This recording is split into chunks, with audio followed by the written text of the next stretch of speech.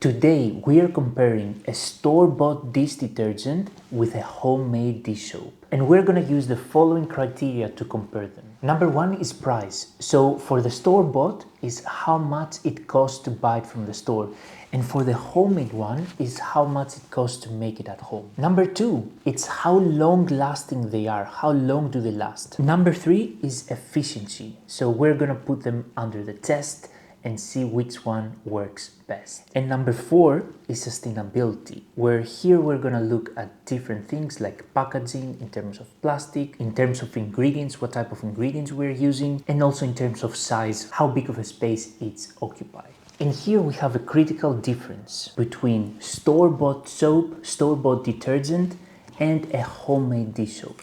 The critical difference is that store-bought dish soap is not an actual soap.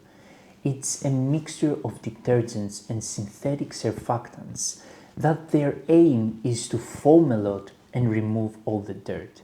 Sometimes they are too good at foaming and too good at stripping all the fat away, because at the same time they might be stripping away the natural oils from your skin. A lot of times when we see things in the supermarket, especially here in Europe, indicated as soap, if you look at the label, it's actually a mixture of synthetic detergents or surfactants like sodium lauryl sulfate, which you will find in shampoos, in dish detergents, in hand detergents, and a lot of times they're all labeled as hand soap or dish soap, when in reality it's a dish detergent and a hand detergent. So it's a mixture of synthetic surfactants that all they do is that they are very effective at removing the dirt from your skin, from the plates, from your hair. But sometimes they're too good because they can be quite stripping and dry out the skin. While the homemade dish soap, it's made primarily with coconut oil. So you can make it with 100% coconut oil.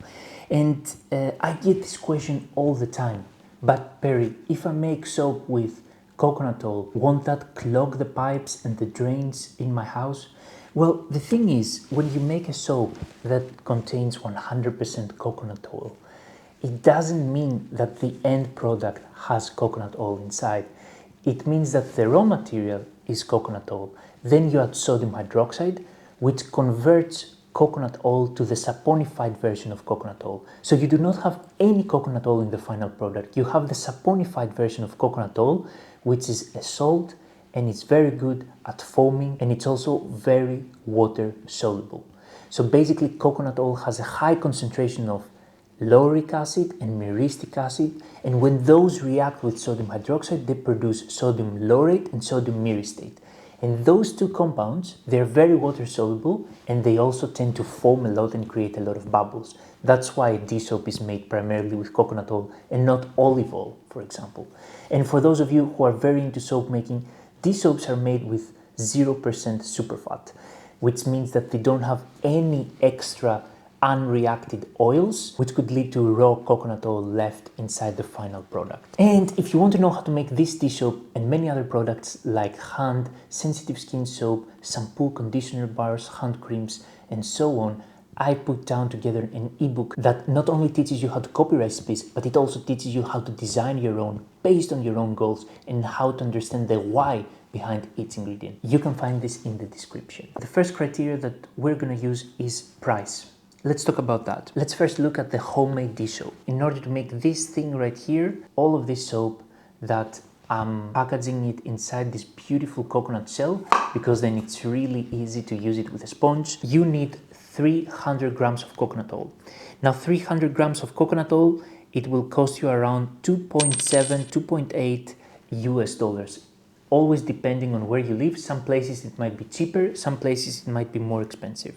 So on average, it will be around 2.7 USD. The sodium hydroxide you will need for this will be around 55 grams, and that accounts for 0.4 US dollars. Then an optional thing that we're also going to include in the price is citric acid. Citric acid is added to remove any soap scum that you might be getting. For example, tap water contains a lot of heavy metals and salts, and those create this so-called soap scum that we see in the kitchen sink, also in the bathrooms. So citric acid is added to prevent that.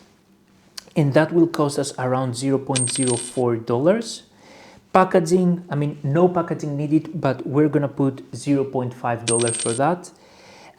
Fragrance, you can use something like 3.5%, which means for a 300 gram of coconut oil, you will need around 10.5 grams. And for that, we will need $1.3. So if we add up all of these, then it's around $5 to make this dish soap, which will also last you a very, very long time. Now let's talk about the store-bought detergent. And the store-bought soap costs around $8 to $9. But of course, I'm not saying that, oh, look, homemade dish soap is much, much cheaper. Because when you buy this, I understand that you also pay for convenience. You don't need to spend time learning the recipe, making the recipe, and all of that. Even though, I mean, this thing takes around less than 1 hour to make, and then it lasts for something like 6 months. But I understand that sometimes you pay for convenience. Let's talk about long lasting, like how long do they last?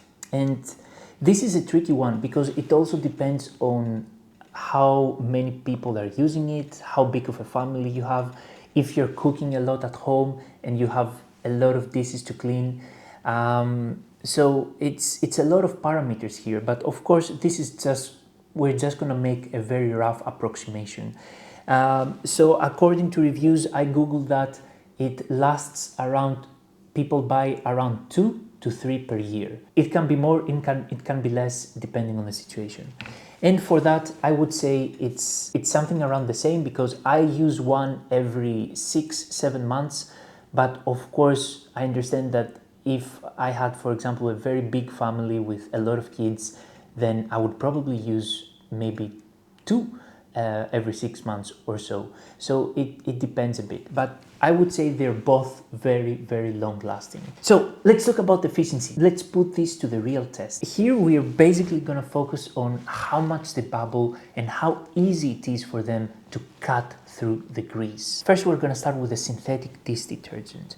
And as you can see here, I mean, it foams a lot. Like, it's very easy to foam. It creates this very thick and very fluffy bubbles, and honestly it feels, I mean, it's very effective. It's super effective. Like, it cuts through the grease very, very easily, no problem at all. Grease cutting, I would definitely put it 10 out of 10. Then let's look at the dish soap. So the dish soap, let's put it under the microscope here. So foams quite well. It creates this very thick and beautiful foam, and it's quite effective as well. It's quite effective at cutting through the grease, as you see here. Of course, I would say the synthetic detergent probably is slightly better at cutting through the grease because these detergents are made specifically, are designed specifically to basically bubble a lot, foam a lot, and do this type of work. So I will say the homemade dish soap is a 9 out of 10. And then let's go to the last one, which is sustainability. So first of all, sustainability, of course, you can see the size here. Here, no plastic needed. You don't even need the packaging, basically. You can make it into a soap, silicone mold, and then just use it as without any packaging. While this one, you need this plastic packaging. Then if we look at the ingredients of the store-bought dish soap, you will see it has anionic surfactants, non-ionic surfactants. It has some phenoxyethanol, some preservatives, perfume, limonene, and so on. So the good thing with homemade dish soap is that it's a solid soap. It doesn't contain any water, so there is no need of preservatives. So cold process soap is naturally alkaline, so the pH is around 9, 10. There is no water, which means there is no chance of microbial growth.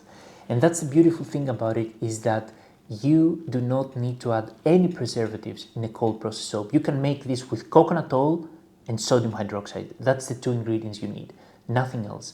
Of course, then you can add citric acid to make it more efficient. You can add fragrance to make it smell good. But you can make this dish soap with only 2 ingredients, so it's very minimalistic. And of course, at the end, there is no need for synthetic ingredients in this one. So it's all natural coconut oil. While this one, of course, you will need the synthetic detergents. Overall, I love making my own products at home and using those. I've replaced basically 95% of all my skincare and also other homemade products. The only thing that I haven't replaced is a toothpaste.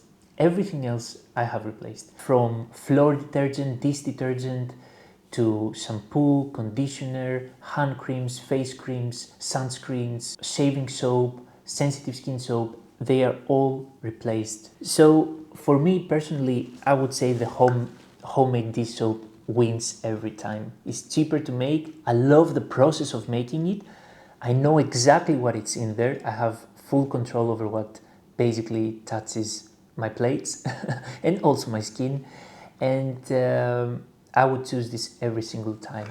And the synthetic dish detergent, of course, it comes in plastic. It's slightly more expensive if compared to if you make it on your own, which makes sense because you buy the convenience, right? At the same time, I do believe that it might be maybe 10% more efficient than the homemade dish soap, but that's not a huge difference. The homemade dish soap still works perfectly fine, and that's why I will choose it every single time. Thank you so much for watching all the way to the end. I hope you enjoyed this video, and let me know, which one do you choose? Do you choose homemade dish soap, or do you actually choose a synthetic store-bought detergent? Let me know in the comments below, and I'll see you guys next time.